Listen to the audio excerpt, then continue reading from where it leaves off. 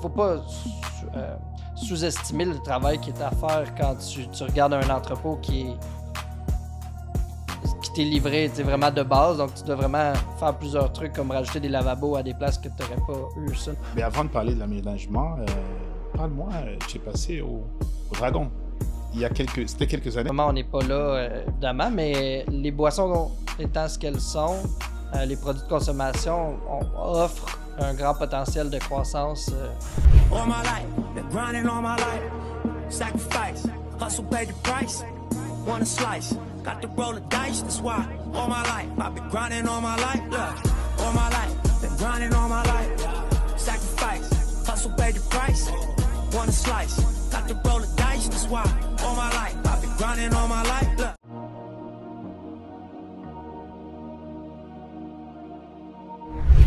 Bienvenue au Club Normex, épisode numéro 6. J'arrive pas à le croire. Justement, on était en train de parler de ça tout à l'heure. On est rendu à l'épisode 6.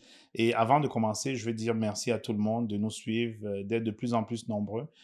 On veut, étant donné qu'on est vraiment le premier podcast de salubrité alimentaire au Québec, ce qu'on veut le plus possible, c'est de donner le plus d'informations qu'on peut sur l'agroalimentaire, sur la salubrité agroalimentaire. Et aujourd'hui, je rencontre mon prochain invité. Il n'est nul autre que Xavier Cardinal. Ouais. Bonjour. Salut Tanguy. Comment vas-tu? Super bien, toi-même? Super, je vais très bien, merci. Je suis content de te voir aujourd'hui, d'être là. Je sais qu'on se parle de temps en temps et puis comme on dit là, c'est la première fois qu'on se retrouve aussi chill. Oui, c'est ça, sur des couches. Normalement, on est comme go. On est toujours sur le go. Soit hein. sur Zoom ou à l'usine.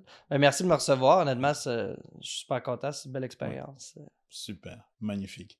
Avant de commencer, bien sûr, on toast toujours. Oui. Hein, donc, on va toaster. Un single malt. Cheers. Cheers. Tu connais mes goûts. Santé. Et voilà. Tu n'avais pas besoin de me dire, hein? Sinon j'aurais appelé ta femme pour le savoir. Tes goûts. Elle te l'aurait dit. Elle me l'aurait dit, c'est ça. Bon, alors aujourd'hui, justement, c'est aussi un appel à toute l'industrie. C'est quoi l'appel? L'appel, c'est si vous avez quelque chose à dire sur la salubrité alimentaire, si vous avez quelque chose à partager par rapport à vos expériences, n'hésitez pas à venir. La seule condition, c'est d'être relax. On veut être relax, ok? On veut parler de manière très décomplexée. Et aujourd'hui, on va parler d'un sujet qui tient beaucoup de gens à cœur, qui te tient à cœur.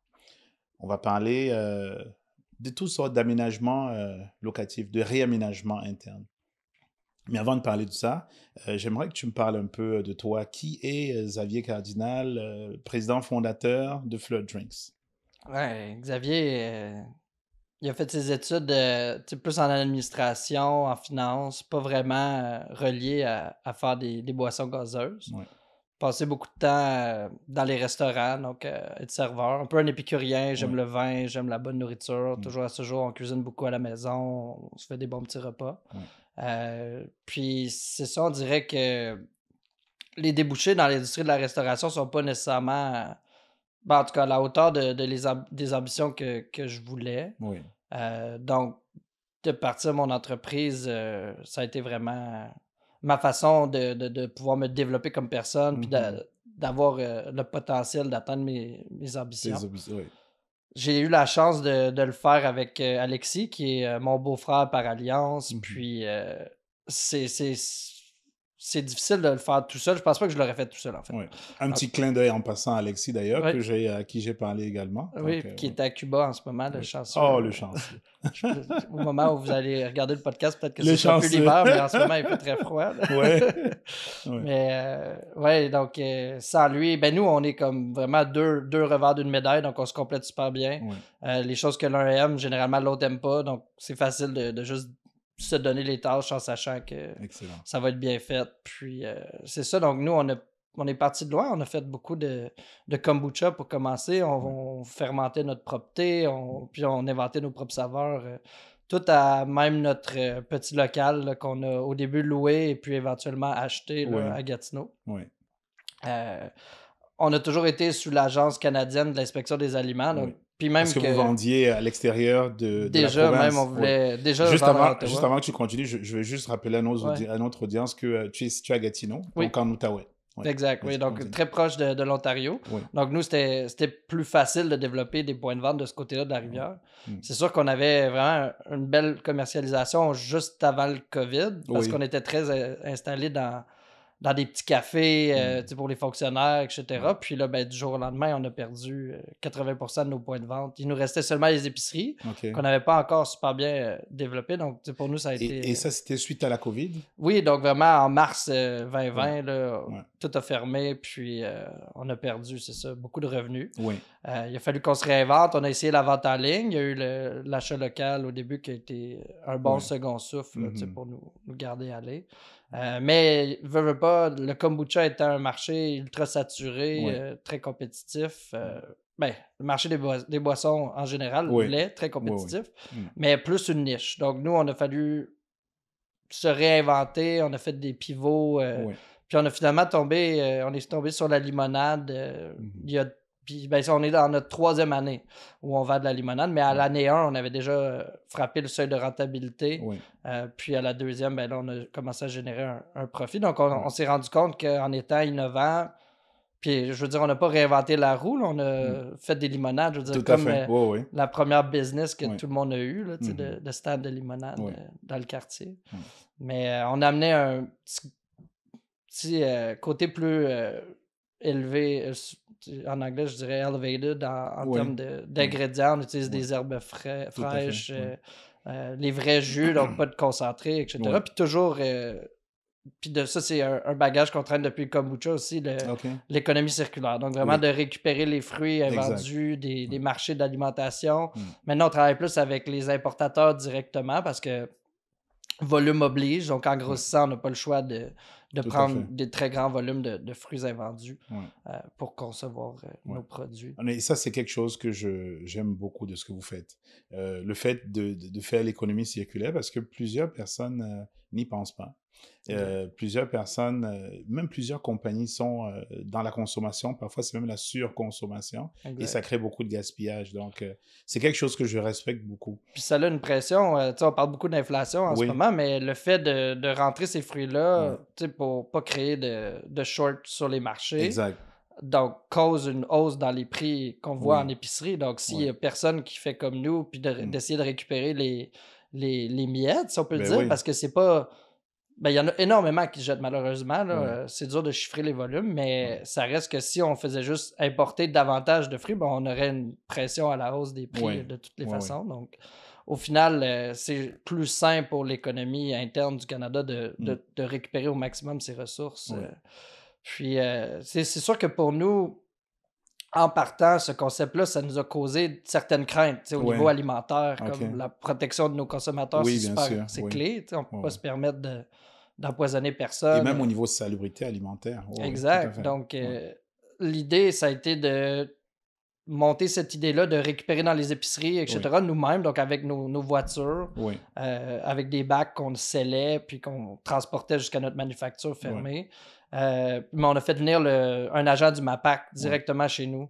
Même avant notre permis de la CIA, on avait notre permis du MAPAC, puis on a demandé à ce qu'ils viennent nous inspecter, nous-mêmes, là, on a vraiment pris les devants. Juste pour s'assurer que vous étiez vraiment dans vous faisiez ça selon les règles de l'art. Ça, c'est parfait. Ça. Donc, que nos temps de cuisson étaient bons pour gérer tous les pathogènes potentiels, puis que notre chaîne de froid, etc. Donc, vraiment, tous les facteurs qu'on pouvait contrôler étaient correctement faits. Puis, honnêtement, on a eu une très bonne note from the get-go. Ça, c'est excellent. Exact. Ça. Puis, là, c'est là qu'on a appris, en fait, qu'en ayant des aspirations pour l'Ontario, ce serait plus le MAPAC qui s'occuperait de nous, donc plus l'agence canadienne. Exact.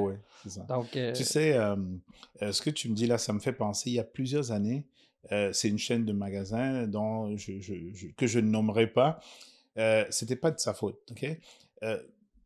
Ils ont arrêté, ils avaient interdit aux chaînes de magasins de faire ça, parce que tu as des organismes caritatifs qui arrivent, qui disent, voilà, au lieu de jeter, donnez-nous-les, parce qu'il y a des pauvres qui en ont besoin. Et donc, ils récoltaient ça pour aller donner aux personnes en nécessité. Et je pense qu'il y a eu un ou plusieurs empoisonnements alimentaires et les assurances en sont mêlées, etc., etc.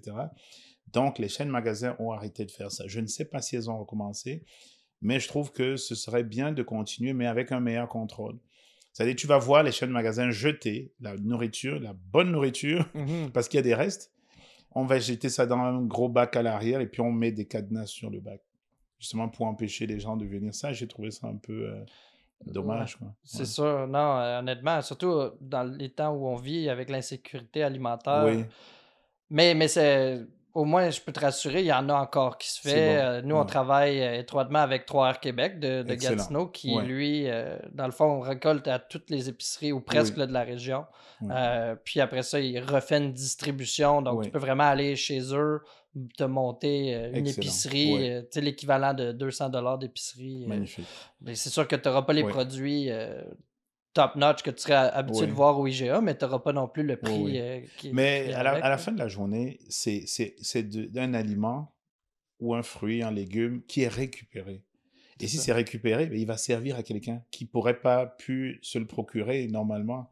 Exact. Moi, je pense que dans tous les cas, c'est un peu comme la compagnie. Je sais qu'il y a quelques compagnies qui travaillent là-dessus. Par exemple, des compagnies qui vont, tu vois, par exemple, tu vas dans une chaîne, tu vas dans une épicerie, tu vois des fruits qui sont super beaux. Ils sont tout le temps super beaux. Mais la nature produit aussi des fruits qui sont moins beaux.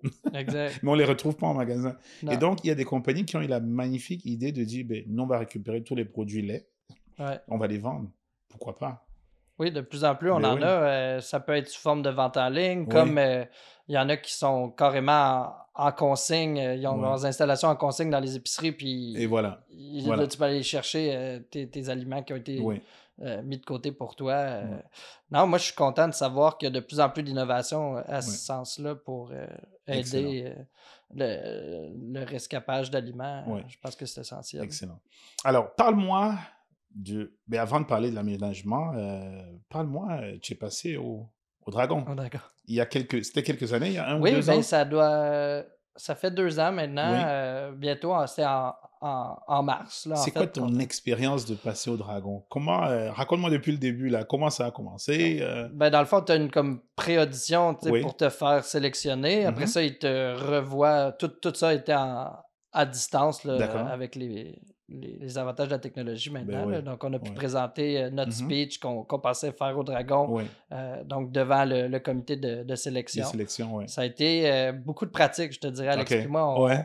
on avait l'entrepôt à nous, c'était notre Ouais. période morte plus l'hiver, donc on se Oui. préparait, on avait l'entrepôt vide, puis là, on faisait notre pitch devant nos cuves, devant nos équipements, tu sais, Ouais. pour montrer un peu ce qu'ils attendaient. Ouais. Puis ça a été quand même stressant, je te dirais, parce que des fois, tu veux tellement apprendre ton speech par cœur et tout, que tu te prépares que là, tu t'es enfargé dans un mot, là, tu veux juste recommencer, mais bref. Est-ce que j'ai pensé à telle affaire? OK, je recommence. Est-ce que j'ai pensé à telle autre? Je recommence. Ouais. Puis c'est qu'on veut faire une formule concise qui livre le message, puis qui vont leur donner le goût de nous sélectionner. Tout à fait, ouais. Puis, ben écoute, je pense qu'on a fait un bon travail. On a été sélectionnés, on est allé jusqu'au plateau de tournage, évidemment, on a passé.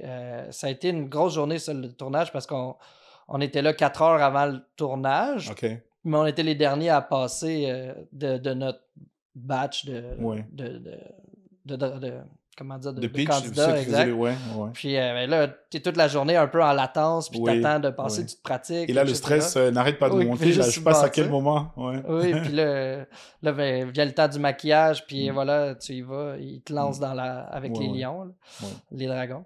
Ouais. Puis, ben écoute, on a fait notre speech, il était parfait pendant 3 minutes, puis finalement, ça a été quand même 45 minutes de tournage. Okay. Donc, c'est quand même assez long. C'est beaucoup de questions, de back and forth. Puis, au final, ça a été beaucoup ce qui a été justement plus impulsif, naturel, des discussions qui sont venues des questions qui ont été publiées après ça à la télé. Donc, de mon point de vue, plus c'est naturel, mieux c'est, toujours. Les gens, à la fin de la journée, c'est pas le fait que tu sois capable de répéter ce que tu as appris, est-ce que ça vient du cœur? Est-ce que tu crois en ce que tu fais, etc. Ouais. Non, puis c'est vraiment ça qui en est ressorti, je te dirais. Ça a été la façon de répondre spontanément, puis d'avoir le contrôle sur nos chiffres, puis nos produits. Donc, c'est ça qui a payé. Alors, est-ce qu'ils ont sauté dans l'aventure avec vous? Oui, ben on a eu une offre de David de Loop, là, justement, à cet effet. Excellent. Ouais. Alors, est-ce que c'est une expérience que tu recommanderais Moi, je pense pour toute entreprise qui se lance puis qui a déjà idéalement des ventes. Les ventes, oui. C'est parce que sinon, les dragons vont avoir tendance à te démonter un petit peu ton pitch. Tout à fait. Je l'ai vu souvent à la télé.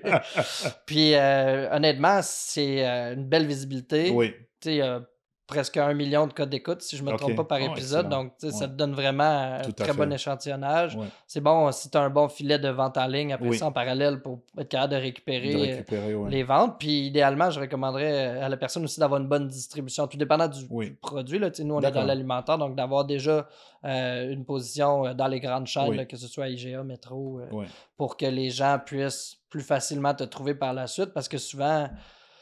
Les gens vont t'oublier s'ils t'ont pas trouvé. Si ça ne bouge pas, quoi, juste après justement ta visibilité. Exact. Donc, il y a la vente en ligne, mais il y a aussi, tout dépendant du produit, de rentrer dans les habitudes des gens, qui est difficile. Donc, si tu as un bon filet en place, c'est bénéfique. Excellent, ça, c'est sûr. Excellent.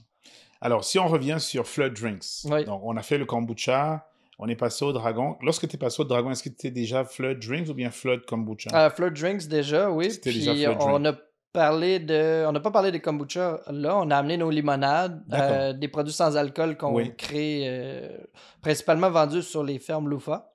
Notre plus grand partenaire de commercialisation. Un peu de la vente en ligne, dans le sens où eux, ils font des paniers de légumes, ils font pousser des trucs sur les serres, sur les toits de... je connais les fermes Loufa. C'est vraiment un beau modèle d'affaires. Puis, grâce à eux, on a vraiment la possibilité d'innover beaucoup. Donc, c'est ça, on a fait des produits sans alcool. On essaie toujours des nouvelles saveurs de limonade sur leur plateforme. En passant, ils sont superbes. Merci. Je t'ai texté, moi j'aime bien raconter ça. J'étais à une boulangerie. Et à la boulangerie, je ne sais pas ce qui s'est passé, j'ai pensé à toi. Et je me suis dit, il faut que je me procure Flood Drinks, c'est-à-dire une limonade tout de suite. Mais pas n'importe laquelle, Flood Drinks. Je t'ai texté. Dis-moi où est-ce que je peux trouver cette limonade-là aujourd'hui, tu te rappelles? Ça m'arrive de temps en temps parce que la fois où j'étais passé te voir et puis j'étais rentré avec des limonades, j'ai fait goûter à la famille. Ils ont adoré. Super. Ils ont adoré, quoi. Donc, je recommande tout le monde vraiment d'aller chercher. Où est-ce que tu les vends? On est principalement dans les fruits et légumes chez IGA. On a également à travers le Québec les Avril, Alimentation Santé, des petites épiceries fines du genre boîte à grains comme on a à Gatineau, mais ailleurs au Québec. Puis sinon, des petits restaurants, etc. Donc, on a plusieurs distributeurs qui développent des points de vente à tous les jours. Donc, c'est plus dur à suivre, mais c'est ça, on essaye de... Les breuvages, au moins, ceux que tu as nommés, c'est déjà un bon départ. Oui, c'est... Donc, alors, Alain, maintenant, une fois que tu deviens Flood Drink, tu fais la limonade, et là, tu décides de réaménager l'interne. Ça fonctionnait déjà à l'intérieur, tu roulais et tout, mais comment est-ce que tu prends la décision de faire un réaménagement? Ben, c'est sûr que comme dans tout projet d'investissement, il y a des risques. Nous, en sachant que nos ventes grandissaient avec un multiplicateur quand même impressionnant dans les dernières années.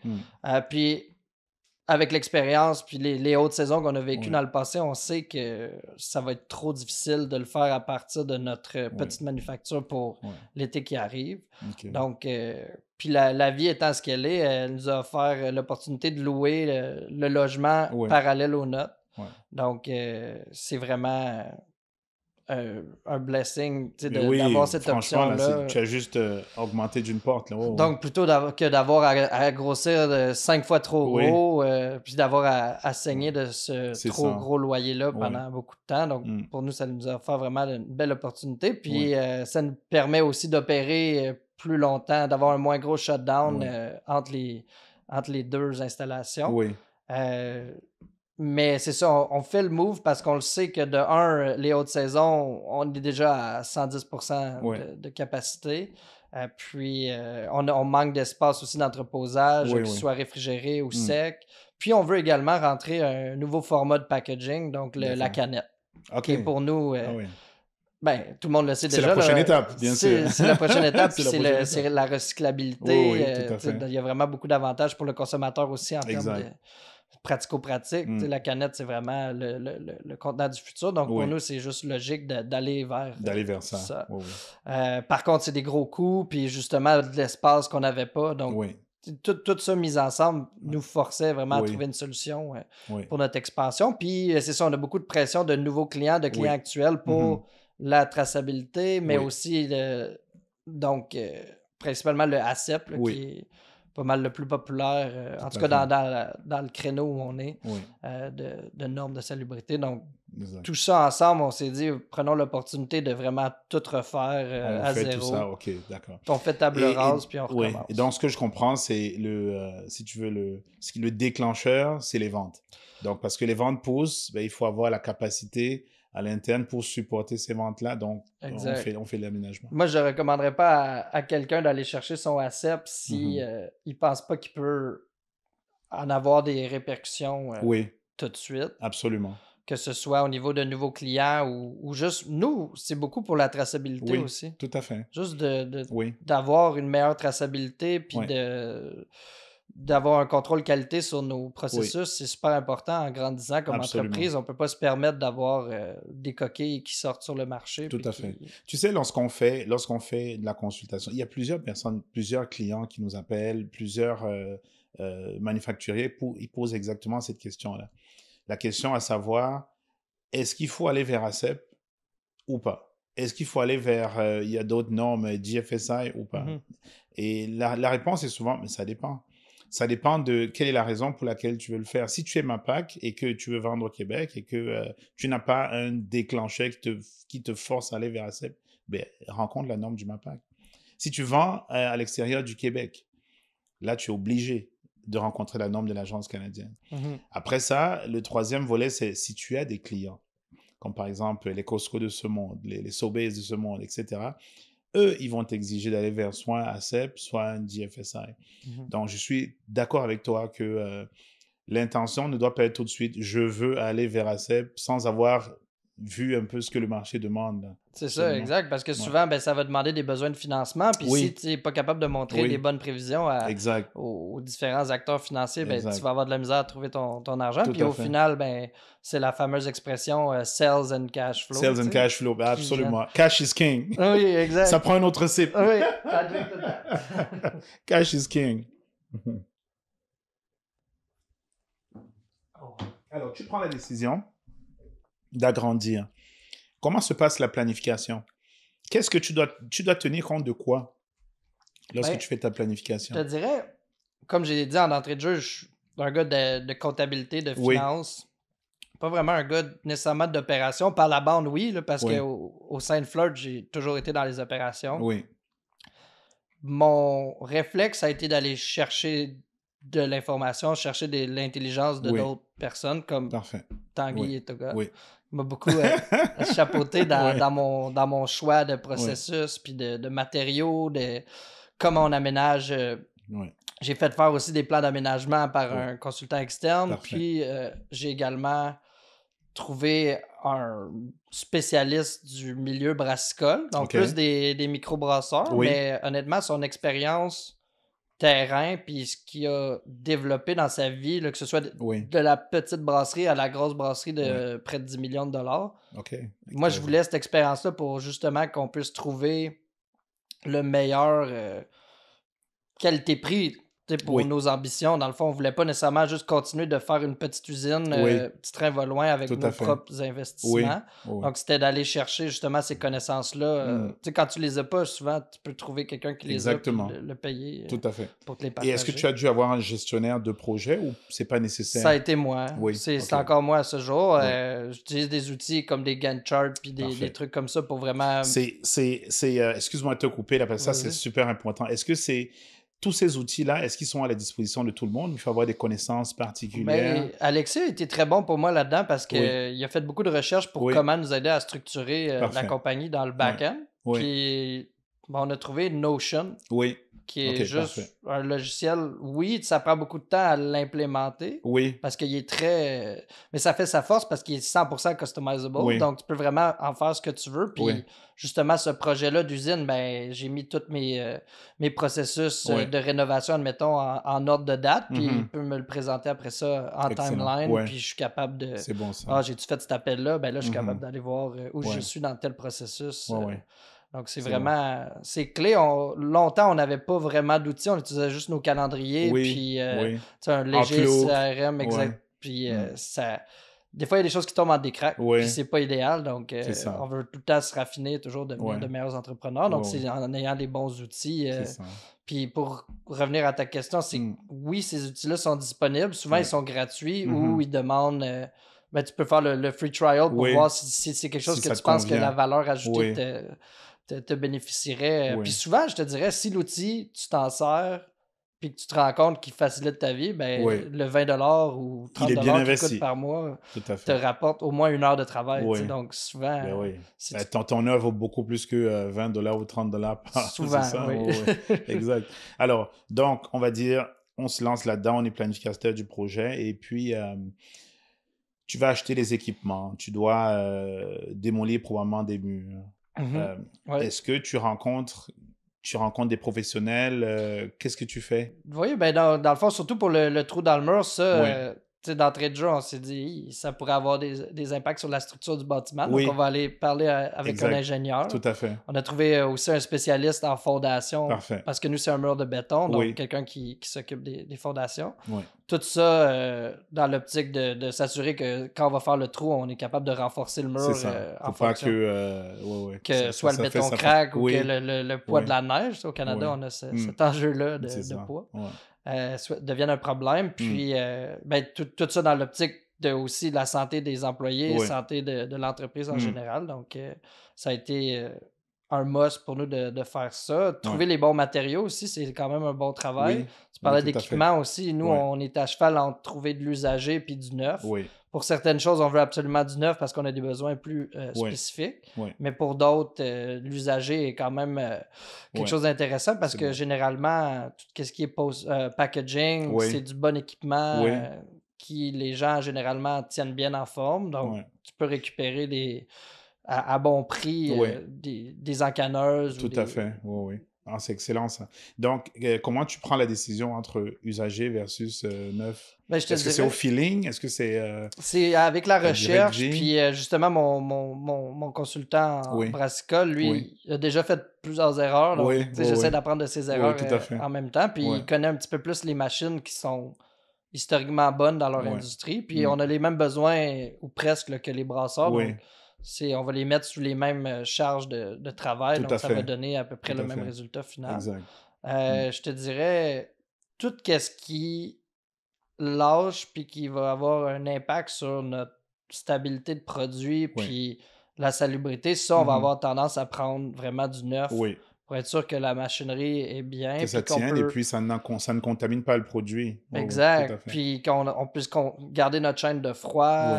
Parce que nous, c'est beaucoup de chaud-froid. On va faire de la pasteurisation puis on va vouloir refroidir rapidement puis conserver. Mais ce changement de température-là pour des gros volumes de liquide, c'est quand même une bonne demande d'énergie. Donc, ça prend des machines fiables qui vont tenir le coup. Puis surtout à l'été, quand il fait déjà chaud. Mais à l'intérieur, c'est froid, c'est ça. C'est ça. Donc, c'est tout ça pour dire que quand c'est sensible, on va prioriser du neuf. Puis du bas, tu sais, pas de la Chine. Exactement. C'est ça. Petit équipement pas cher. Puis, et puis ça te lâche dans 1 ou 2 mois. Ça finit par te coûter beaucoup plus cher que l'économie que tu as faite. Tout le monde dit ça. Il y a une expression qui dit souvent le moins cher est cher. En fait, ce qui est moins cher, finalement, il te coûte cher. Parce que tu l'achètes 2-3 fois. C'est ça. Puis nous, on a beaucoup construit les machines nous-mêmes, nos systèmes de refroidissement nous-mêmes. Puis on n'est pas des pros, on voulait sauver de l'argent, puis là, ça finit que souvent la fin de semaine, j'ai à y aller pour réparer quelque chose, pour s'assurer que le lundi, on va bien rouler. Donc, c'est d'acheter un peu la paix d'esprit que d'installer en neuf. Puis le but dans tout ça, c'est d'arriver avec une manufacture où toute la traçabilité, tout le contrôle qualité est vraiment mieux streamliné, puis qu'on puisse juste grossir de là, puis ne pas avoir peur d'aller dans des nouveaux marchés, puis de respecter nos nouveaux standards de salubrité. Oui, c'est ça. Et donc, c'est un projet qui peut prendre combien de temps à peu près, c'est-à-dire l'aménagement? Moi, j'estime que ça va prendre à peu près 1 an là, pour qu'on commence à acheter des machines, qu'on les reçoive, qu'on les installe, puis qui roulent. C'est sûr qu'en parallèle, on a déjà des équipements qui fonctionnent bien. Notre usine, on a un petit shutdown à faire pour réaménager tout ce qui est structurel, là, que ce soit les murs, le plancher, la tuyauterie, etc. Puis après ça, on peut mettre quand même nos équipements actuels en attendant que le reste des équipements rentrent et qu'ils soient installés. Ouais. Donc, je pense qu'un an, c'est un bon... Une séquence, là, avec logique pour dire le projet est clos. Ouais. Mais oui, c'est beaucoup de planification, puis c'est toujours plus long que tu penses. Oui, c'est vrai. Il y a toujours des petites affaires, on était sûr qu'on avait pensé. Alors, dans le projet, oui, on a parlé des équipements, on a parlé de la bâtisse en général, mais dans la bâtisse, tu as plusieurs éléments. Par exemple, oui, on se parle de temps en temps des éléments pour rencontrer la norme, comme les toilettes, les planchers, les murs. Est-ce que tu en as d'autres? C'est ça, comme créer les SAS, justement, pour segmenter les espaces de production, puis que les employés, les personnes qui vont rentrer dans l'espace puissent se laver les mains, etc. Donc, mettre les bonnes tuniques pour être là. C'est sûr que c'est tout dans mon timeline, donc j'ai vraiment tout d'élaborer au niveau des rénaux, mais oui, il ne faut pas sous-estimer le travail qui est à faire. Exact. Tu regardes un entrepôt qui t'est livré vraiment de base, donc tu peux vraiment faire plusieurs trucs comme acheter des lavabos à des places que tu n'aurais pas eu. Tu n'aurais pas eu, tout à fait. Choisir des bons matériaux qui sont lavables puis qui ne vont pas accumuler d'humidité, etc., créer de la moisissure. Puis il y a aussi tout le concept de pression d'air positive qu'on a implanté chez nous, donc avec un échangeur d'air puis aussi un système de purification d'air pour s'assurer que... Juste pour nos auditeurs, s'ils sont des professionnels en agroalimentaire, ils vont comprendre tout de suite, mais ceux qui ne sont pas, lorsqu'on parle de pression d'air positive, c'est de s'assurer que l'air va de l'endroit le moins contaminé vers le plus contaminé. C'est-à-dire l'air sort. Exact. Et non l'air rentre. Parce que si l'air rentre, on va de l'endroit le plus contaminé qui est l'extérieur vers le moins contaminé. Et là, on peut avoir des problèmes avec les produits. Les vermines, les levures, etc.